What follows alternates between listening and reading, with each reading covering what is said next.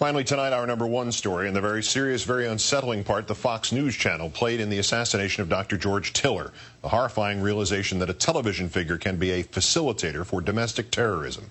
This was underscored, proved even, today when a man named Frank Schaeffer wrote for the Huffington Post that as a former member of the anti-abortion activist far right, he believes he, quote, shares the blame for the murder of Dr. Tiller, as we believe here does Fox News channel. Schaeffer followed his father, Francis, an evangelist, into the field, each writing books. His father's was called A Christian Manifesto.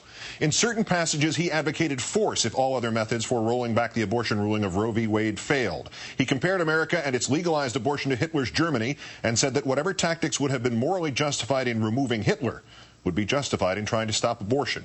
Like many writers of moral, political, religious theories, my father and I would have been shocked that someone took us at our word, walked into a Lutheran church and pulled the trigger on an abortionist.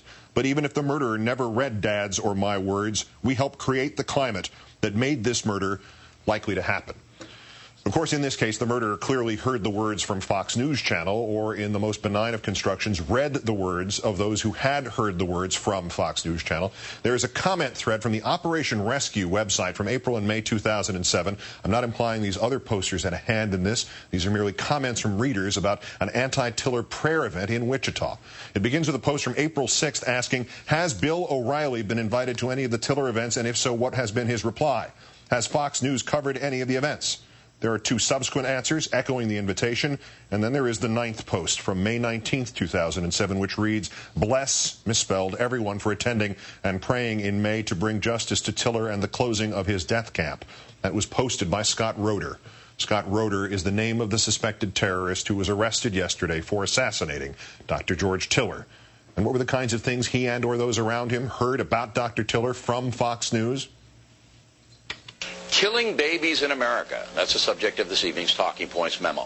For $5,000, Tiller, the baby killer as some call him, will perform a late-term abortion for just about any reason. You're okay with some woman being depressed, executing her child hours before it's born. There's a lot of evidence there that he was performing illegal late-term abortions and covering up instances of child rape. You should be very disturbed by what continues to happen in Kansas. This man, Dr. George Tiller, known as Tiller the baby killer, is performing late-term abortions without defining the specific medical reasons why. Dr. George Tiller, who is one of the few doctors in the United States who performs the Hitlerian procedure known as a partial birth abortion. Right. Tiller has killed thousands of late-term fetuses without explanation. No question Dr. Tiller has blood on his hands. Tiller, the baby killer out in Kansas, acquitted today of murdering babies. There's got to be a special place in hell for this guy. This guy will kill your baby for $5,000, any reason.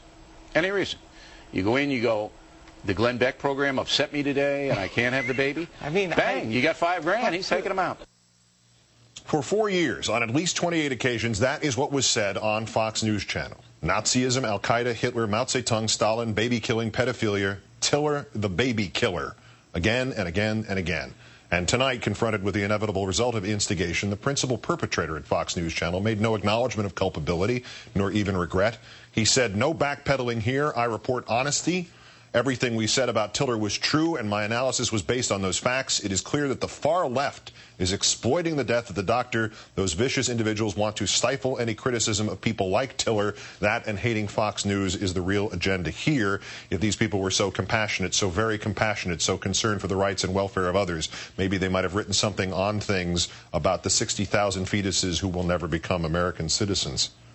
It is useless to urge restraint on men who believe self-editing and freedom of speech should apply only to others, that they are flawless and blameless and righteous. It is useless to make Frank Schaeffer's argument to them, even though they have made parallel ones about how liberal television degrades children, about how liberal television hypnotizes voters, about how liberal entertainment destroys American values. When they reply, not in this case, bad apple, TV can't make that happen. It is useless to say if TV can't make something happen, then why do people advertise on it with the same commercial again and again and again in hopes of making buzzwords sink in? The Geico Gecko, Viva Viagra, FreeCreditReport.com, Tiller the baby killer. Don't tell them. They will not listen. We know this because of the case earlier this year of a Fox News commentator named Bernard Goldberg.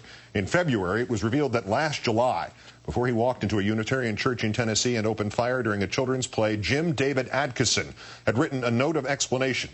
This was a symbolic killing, he said. Who I wanted to kill was every Democrat in the Senate and the House, the 100 people in Bernard Goldberg's book. That 2005 book was called The 100 People Who Are Screwing Up America, and on the list was everybody from Al Gore to Anna Nicole Smith. Mr. Goldberg did not even offer as much as his regrets, never mind offer his resignation.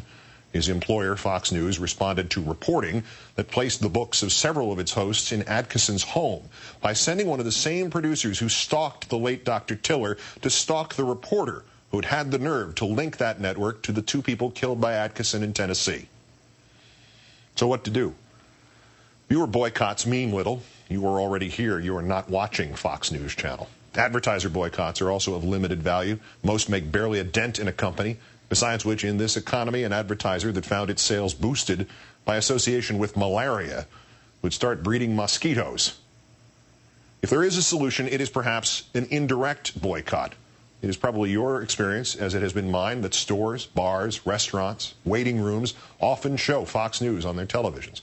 Don't write a letter, don't make a threat, just get up and explain. If they will not change the channel, leave the place and say calmly why it is you are taking your business elsewhere. If you know a viewer of that channel, show them this tape, or just the tape of the attacks on Dr. Tiller that set the stage for his assassination.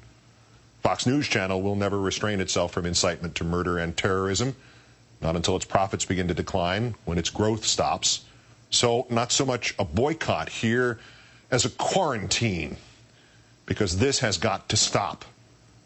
That I have a commercial conflict of interest here is obvious, so I'll make the first symbolic contribution to this quarantine. One of my pleasures, obviously, is constantly criticizing him in that Ted Baxter voice. It is the idea of laughter as a social sanction against inflexible behavior. But this is no time for laughter. This is serious. Serious as death.